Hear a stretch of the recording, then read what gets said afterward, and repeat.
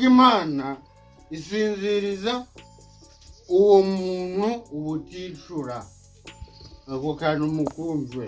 Gusinzira si ibitungurano.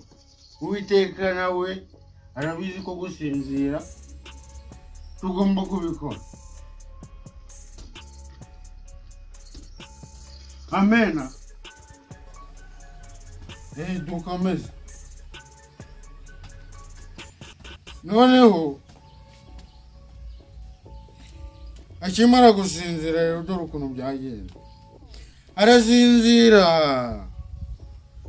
Imana imukuramo urubavu rumwe, urubavu urutoki rumwe rw'urubavu. Uwiteka Imana yakuye muri uwo muntu. Aba bantu baracanganye.